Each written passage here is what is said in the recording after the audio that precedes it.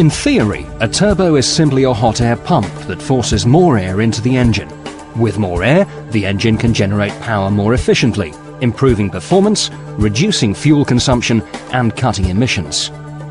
The turbo is mounted in the exhaust system between the exhaust manifold and the exhaust pipe. As exhaust gas exits the engine, it drives the turbine, which turns the compressor, pulling in air and compressing it. Oil passes through the turbo, providing vital lubrication. In practice, the turbo is a highly efficient, complex piece of engineering built to tolerances of thousandths of a millimetre. It comprises a turbine and compressor connected by a shaft supported on a bearing system.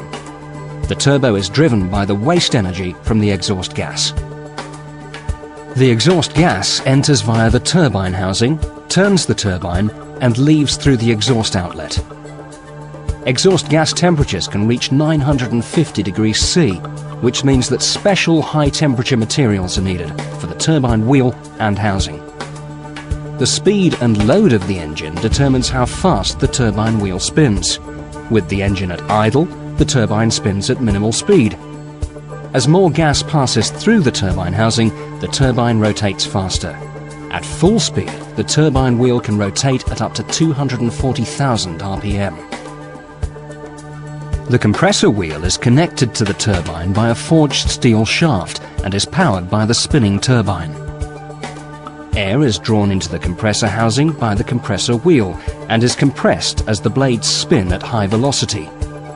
The shape of the housing converts the high-velocity, low-pressure airstream into a low-velocity, high-pressure airstream at the outlet. Air enters the compressor at ambient temperature, but leaves it at up to 200 degrees C. As air temperature increases, its density decreases, which reduces power.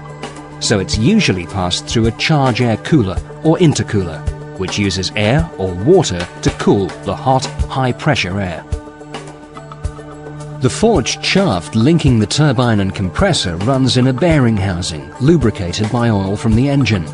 The oil is fed under pressure into the bearing housing to the journal bearings and thrust system. The oil also acts as a coolant, taking away heat generated by the turbine.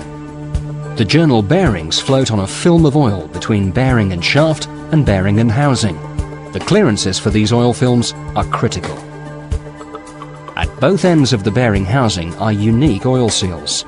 Totally unlike normal engine oil seals, they're specially designed to cope with the turbo's extreme temperatures and pressures and help ensure that oil does not leak into either compressor or turbine housings. A small turbine will give a good response at low engine speeds. However, at higher engine speeds, it can overspeed and overboost the engine. To prevent this happening, some turbos are also fitted with a wastegate to control boost pressure. As soon as the pressure reaches a preset maximum level, a valve opens, allowing the excess exhaust gas to bypass the turbine wheel and go straight out through the exhaust. In a wastegated turbo, the turbine wheel can safely be smaller, giving better engine response and yet still maintaining maximum power output. Turbos with or without a wastegate can be successfully stripped and remanufactured, as long as the manufacturer's exacting specifications are followed and genuine new replacement parts are used. All remanufactured turbos supplied by us use genuine new replacement parts and R2OE standards.